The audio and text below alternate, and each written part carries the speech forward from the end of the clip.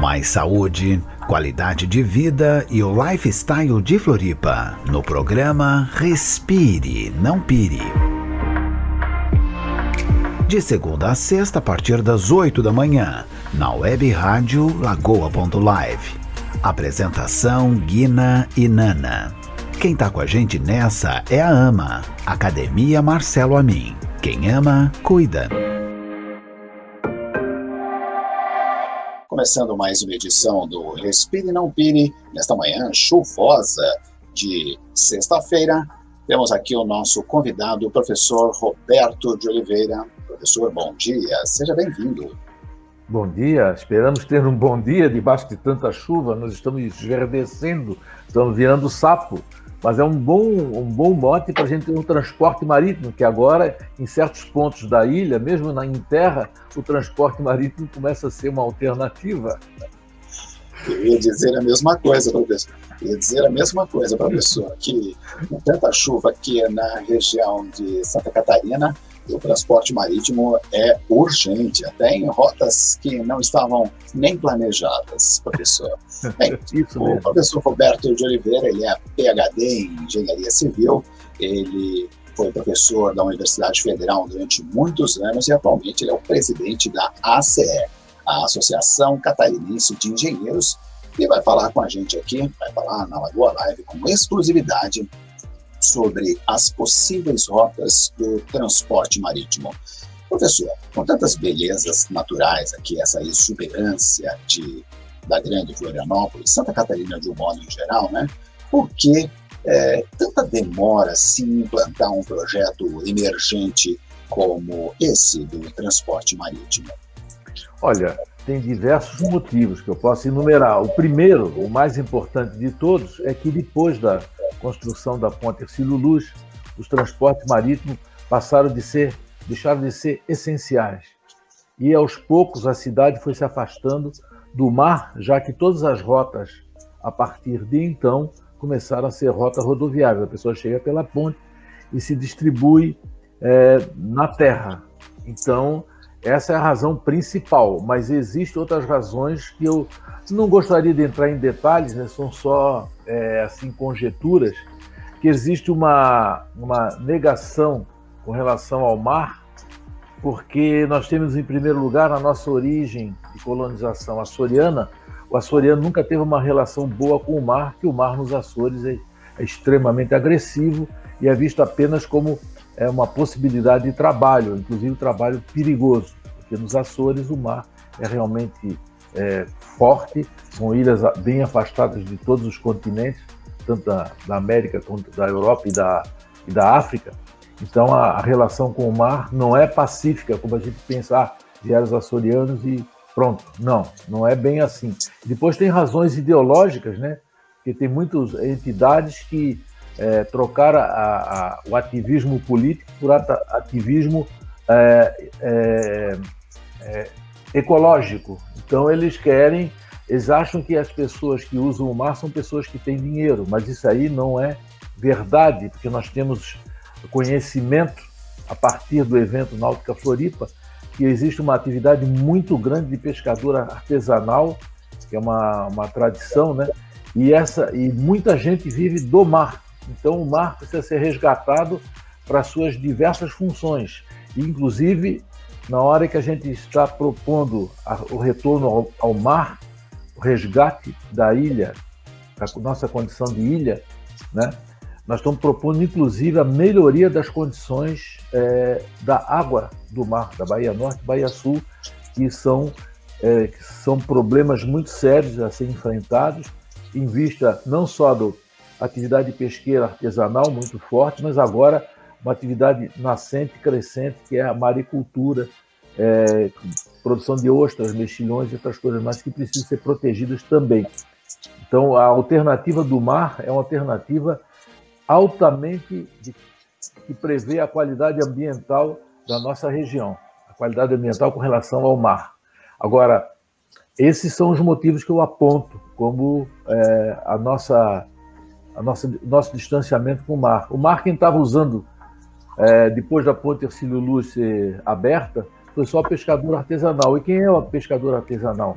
é aquele que não tem patrono político.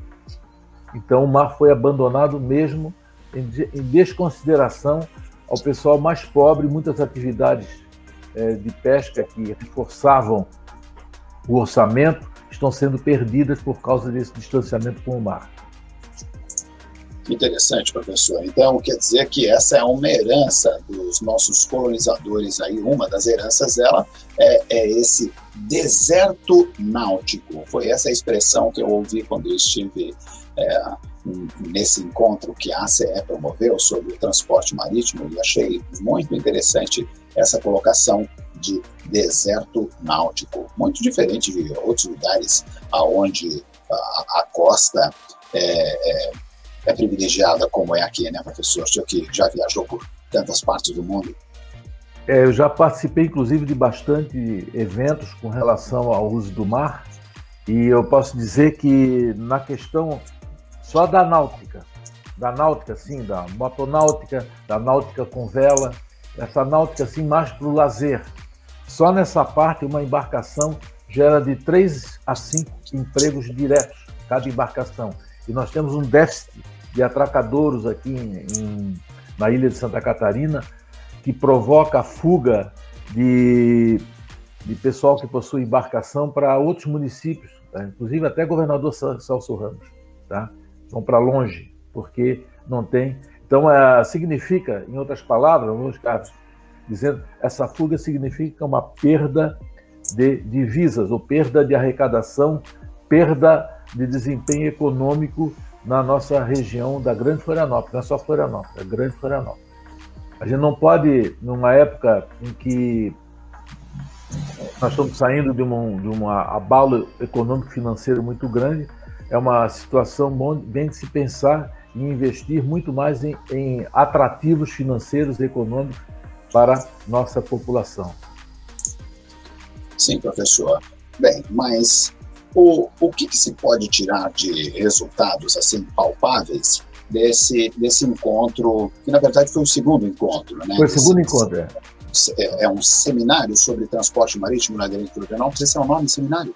É um seminário de conscientização do transporte marítimo. Esse seminário é de natureza técnica, não é de natureza assim, ai que bonito, é aí. Não, é bonito. Então a gente considera essa parte do Náutica Floripa, que é o nome do evento, uma parte que se remete ao turismo, mas na verdade nosso seminário é técnico, que visa analisar em que condições está o nosso mar, questão de poluição, de metais pesados, a questão da legislação náutica, gerenciamento costeiro, da parte legal e da parte da relação das atividades da terra com o mar. Então é amplamente técnico, com rebatimento na questão turística e muito na parte social e na parte econômica. Então é de amplo espectro, mas não tem nenhum apelo específico para esse ou aquele setor. Nós queremos recuperar a nossa tradição náutica com todos os predicados que merecemos, inclusive com a melhoria das condições ambientais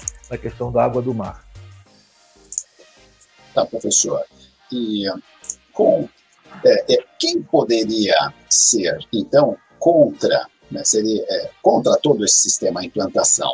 Seriam, por exemplo, os donos de empresas de transporte rodoviários, né, os coletivos, também que tipo de pessoas pode atrapalhar o andamento desse processo para que o negócio ande de fato, professor, já que pode trazer tantos benefícios para a nossa região?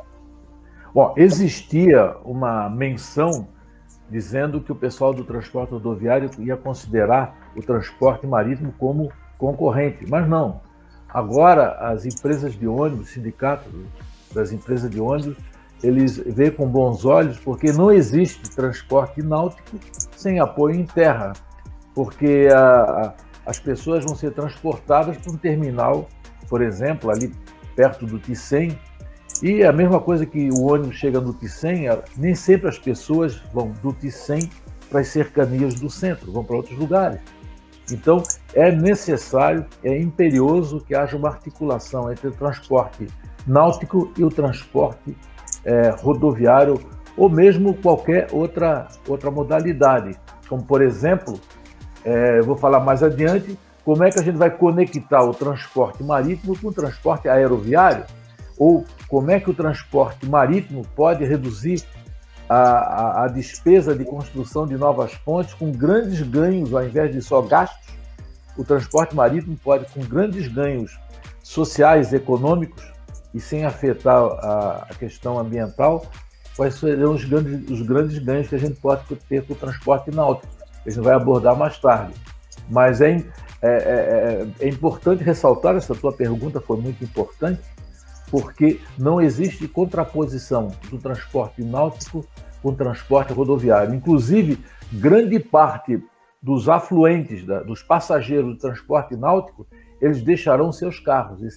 Os estudos estão apontando que o maior usuário do transporte marítimo vai ser aquela pessoa que não quer não quer botar o seu carro no trânsito, nem ter que chegar no centro da cidade ou qualquer lugar, pagar estacionamento e depois ir embora pegando engarrafamentos diários. Então nós vamos tirar carros da rua e não ônibus. Nós vamos transformar o transporte rodoviário coletivo mais atraente para as pessoas, que vai ter menos carro na rua.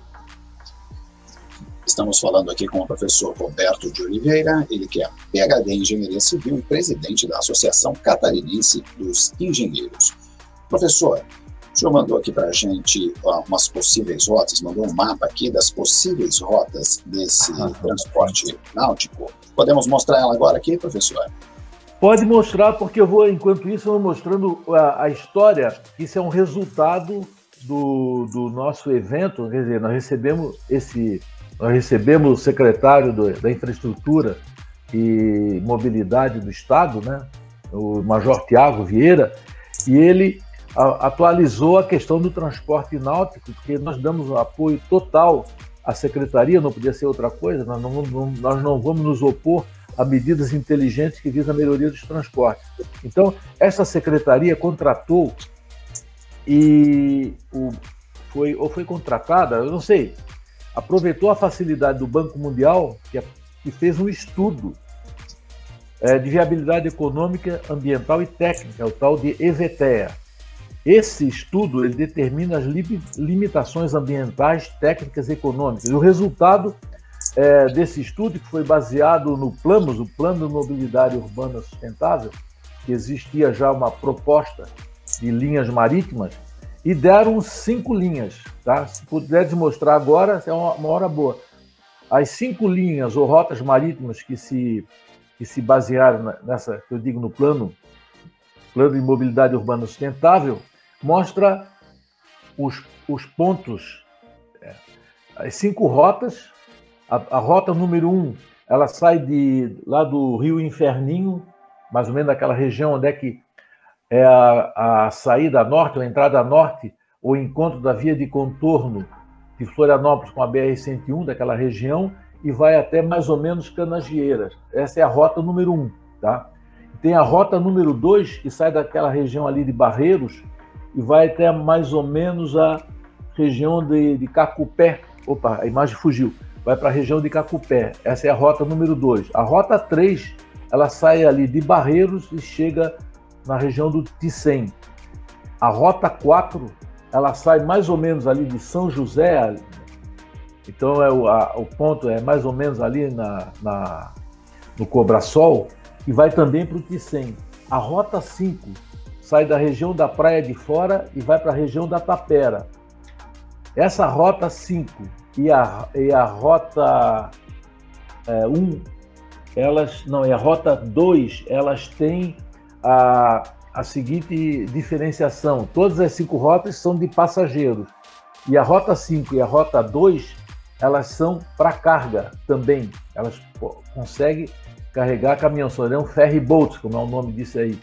Então a rota 5 é específica de pegar caminhões de carga que vêm do sul pela BR-101 e querem entregar carga no aeroporto ou na região do sul da ilha. E a rota 2 são caminhões de carga que vêm da BR-101 do norte, né, para a região central da parte norte da ilha. E agora eu vou falar na questão da vantagem dessas 5 rotas, além de carregar passageiros, né, e livrar muitos motoristas de ter que enfrentar o tráfego rodoviário, que a tendência do tráfego rodoviário na BR-101 é aumentar cada vez mais. Nós estamos numa época de crise econômica, e mesmo assim o tráfego não para de aumentar. E assim que a gente sair dessa época de pandemia, o tráfego vai ficar muito forte. A BR-101 vai ter muitos problemas, principalmente pelo maior nó, que a gente diz, nó logístico que nós temos aqui no estado de Santa Catarina, que é o Morro dos Cavalos. Ali a gente não consegue passar nem ferrovia, nem a BR-101 pode ser alargada. Então a BR-101 corre o risco muito sério de daqui a 2, 3 anos ela não ter condições viárias nenhuma, a não ser que se coloque a funcionar esse tipo de rota marítima para passageiro e carga na região da Grande Florianópolis, e também que se incentive a navegação de cabotagem, né? Já que estamos falando sobre transporte náutico, a legislação no Brasil incentiva a navegação de cabotagem. Para quem não sabe o que é cabotagem, é do nome Caboto, um famoso navegador que costeou o Brasil e a América do Sul pela de cá, daí o nome levou cabotagem, parando de porto em porto. A cabotagem é uma coisa muito boa, alguns caminhoneiros não entenderam ainda, mas a FETRANSESC já traduziu e já levou a gente a certeza que o caminhoneiro, ao invés de fazer imensas viagens daqui para o Nordeste e vice-versa, ele vai fazer muitos pequenos fretes entre o ponto de produção e os portos. Então a cabotagem ela vai aliviar o transporte rodoviário convencional de longa distância, transformar por transporte marítimo de curta distância, também ônibus não, caminhões e os próprios navios, tá? Mas o nosso tema é navegação por aqui, mas seria bom aproveitar, estou aproveitando a ocasião para fazer uma espécie de comunicação à sociedade do que está acontecendo no Brasil, em Santa Catarina, que eu também trabalho na Comissão de Logística e Transporte da Federação das Indústrias de Santa Catarina, tá? Então o Brasil está viabilizando bastante oportunidade de nós usarmos o mar. Nós temos 8.500 quilômetros de costa que também não é usada, não é só Florianópolis e região que não usam o mar. Nós temos um deserto do mar também no Oceano Atlântico, tá? Bom, agora voltando ao nosso transporte marítimo misto, carga e passageiros, com essas 2 rotas que eu falei, vai evitar a necessidade de construir uma ponte na Bahia Norte e outra na Bahia Sul. Por exemplo, muita gente, vou falar do caso mais específico, mais citado, porque a ilha de Santa Catarina se aproxima demais do continente pelo lado sul. Então tem uma ideia, já se ventilou uma ideia de fazer uma ponte ali para pegar o tráfego que vem do sul. Olha, essa ideia, eu primeiro vou falar em custos técnicos, custos financeiros para construir uma ponte dessa envergadura. Seria uma ponte mais ou menos do custo aproximado da ponte de Laguna, tá? São de 600 milhões de reais. Mas acontece que quando se faz uma ponte, no caso de áreas urbanas ou conurbadas, como seria a Praia de Fora, ou então a região lá do Pontal, do Aririú, a quantidade de desapropriação para fazer os encontros também custam caro. Então, em geral, a gente pode fazer o seguinte: quanto mais cara a ponte, mais caro também são os encontros. Então, se uma ponte custa 600 milhões, os arredores, quando não é para ligar uma rodovia, também vão custar de um lado e de outro, somando tudo, quase o valor da ponte. Então, a gente gastaria para o sul da ilha R$1 bilhão para ter uma ponte. E no norte da ilha, simplificando, colocando por baixo, também seria outro bilhão. Então, nós gastaríamos R$2 bilhões para construir as pontes na Bahia Norte e na Bahia Sul. E se fizer o transporte marítimo, a ponte já está feita, é água. E a movimentação será seletiva. Só irão caminhões que realmente, ou cargas que vão servir ao norte da ilha ou ao sul da ilha. E se a gente construísse uma ponte, por exemplo, no sul da ilha, o que aconteceria?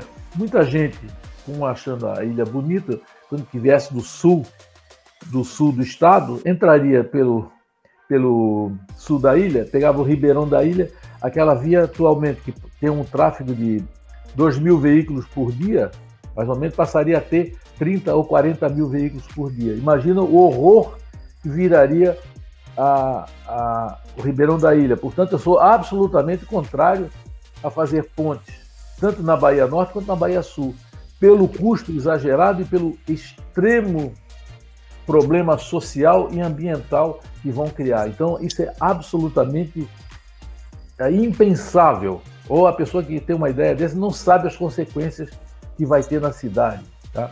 E na cidade nos moradores. Vai matar o sul da ilha e matar o norte da ilha. Então, isso aí, com o transporte marítimo, nessa proposta que a Secretaria de Infraestrutura está propondo, nós resolvemos um problema de uma maneira muito inteligente, altamente favorável ao ambiente e extremamente social e muito barato. Tá? Professor, a gente sabe que o trânsito terrestre ele é bastante complexo, não apenas na sua engenharia, nas leis, educação, infraestrutura, mas também muitos dos acidentes têm como destino final os hospitais. Com o alívio do transporte terrestre, isso também vai aliviar essas outras decorrências. Mas o transporte marítimo, no seu conhecimento, professor, ele é mais seguro até do que o transporte terrestre, né? Ele não só aliviaria toda essa cadeia, mas também esse ponto final, que seria os hospitais, professor? Bom, acho que aliviaria sim, porque o transporte marítimo ele se caracteriza por uma relativa lentidão, ou seja, o transporte marítimo, a barca, como é que se diz, o bicasco, é porque o transporte marítimo adequado para transportar com relativo conforto dos passageiros tem que ser catamarã, 2 cascos. Ele dá um equilíbrio muito grande, ele não fica jogando para um lado nem para o outro, só joga para cima e para baixo. Eles andam em baixa velocidade, andam, por exemplo, no máximo a 40 km por hora. Só o fato de andar em baixa velocidade, a quantidade de acidentes ou a quantidade de acidentes que sejam letais vai diminuir tremendamente. E principalmente que ele vai ser o maior veículo que vai trafegar. Não vai ter aqui na Bahia Norte nem Bahia Sul veículo do tamanho de um catamarã ou de um ferry boat que vai transportar. Então, quem estiver dentro da embarcação vai estar muito mais segura. Evidentemente que uma coisa que foi trazida ao evento é a questão da fiscalização do transporte marítimo, a cargo da Capitania dos Portos. Então, o capitão dos portos enviou uma pessoa lá que falou sobre a questão da questão de disciplinar o tráfego marítimo, que é igual ao tráfego como outro qualquer, que precisa de balizamento, assim como os aviões têm rotas definidas, rotas aéreas que são definidas no plano de voo, o tráfego marítimo precisa de boias para fazer a sinalização onde é que pode passar, onde é que tem algum baixio, alguma rocha, alguma coisa escondida, e também o tráfego marítimo tem que ser seguro para evitar, como aconteceu na semana passada, no final de semana passada, um acidente muito grave lá no estado do Rio de Janeiro, em que 4 pessoas foram levadas a óbito por um acidente de lancha por imprudência pura dos condutores, que deixaram, pelo que eu soube, o pessoal entendido lá da náutica, eles deixaram a lancha no piloto automático e foram tomar o seu drinkzinho e uma lancha bateu na outra. Então, são essas coisas esses são os perigos que podem levar ao hospital, tá? Mas isso a gente não pode evitar quando o condutor não toma cuidado, o condutor é mal educado. No mar, como na terra, é preciso a pessoa estar habilitada e, além de habilitada, ele ter uma direção socialmente responsável, não é tecnicamente responsável, socialmente, respeitar o direito dos outros. A imperícia e a imprudência, ela pode gerar acidentes em qualquer área, até um acidente de trabalho, né, professor? Exatamente. A maior causa de acidentes aéreos, que eu também estudo a questão da letalidade dos acidentes aéreos, olha, é difícil um avião cair por falha técnica, muito difícil.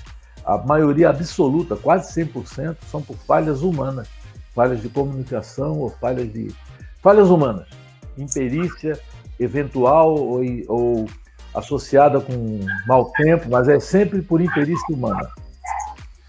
Professor Roberto Oliveira, presidente da Associação dos Engenheiros, presidente da Associação Catarinense dos Engenheiros, falando aqui na Lagoa Live. O assunto é bastante extenso, professor. A gente não consegue esgotar os assuntos, a matéria, num único papo, né? Vamos fazer, como já estamos combinando já há um tempo, né, professor, fazer aquela série de entrevistas. E eu gostaria que o professor fizesse as considerações finais. Bom, eu vou continuar à disposição, mas para finalizar, uma ótima notícia com relação à manutenção da qualidade da água. O Banco Mundial sugeriu que a tração desses veículos que serão usados no transporte marítimo seja elétrica. Significa menos ruído para quem está na embarcação e principalmente para a fauna marinha. E também menos poluição, que qualquer barco a tração a diesel ou a gasolina tem perigo, além do derramamento do combustível e também pela própria falha da tração. E isso aí é uma coisa que vai colocar Santa Catarina bem no topo da inovação na questão do transporte marítimo. Motores elétricos, provavelmente, os motores elétricos serão alimentados por placas solares que terão nos atracadores. Então, isso é uma antevisão do que poderemos ter. E, assim, essa foi a sobremesa da nossa conversa. Professor, mas nós temos alguma previsão de quando... os estudos já foram feitos, está em fase final de rotas e impactos ambientais, como, por exemplo, já foi falado sobre essa questão que o João mesmo já sabia. O EVTEA. Tanto no norte quanto no sul da ilha, essa situação do impacto ambiental, as fazendas de maricultores, enfim. Mas existe alguma previsão da embarcação ir para a água, e, enfim, né? Começamos agora aí 2021. Tem alguma previsão de quando a gente já pode ver uma embarcação já com passageiros ou transporte de carga? Isso aí vai ser para 2022, que é um prazo que está bem em cima, mas é o que eu escutei e fui autorizado a falar, né? E que os estudos do Banco Mundial, que já eram para ser apresentados em dezembro, vão ser apresentados até a semana que vem, que até o final desse mês o Banco Mundial vai se reunir com a nossa Secretaria de Infraestrutura e Mobilidade do Estado para dar o resultado final desse estudo. Tá? Então, assim que sair esse resultado, eu me proponho a entrar em mais detalhes do valor de tarifa, essas coisas mais, tá? Poxa, que bom, hein? São boas notícias mesmo. Estamos começando aí um 2021 bastante complicado ainda, né? Nada resolvido em relação à pandemia, apenas uma penumbra de uma luz no fim do túnel, mas com notícias como essa aí, realmente nos faz vislumbrar um futuro melhor. Professor, quero agradecer então a gentileza de o senhor mais uma vez ceder a entrevista aqui para a Lagoa Live e queria que as pessoas querem falar com o professor ou saber mais a respeito desses assuntos, como a pessoa pode ter mais informações, professor, sobre a fé e sobre o transporte. De modo geral, eu vou falar com o professor. Olha, nós temos um boletim informativo da associação a cada 10 dias. Então, a gente relata todos os assuntos internos da nossa associação como assuntos selecionados de engenharia.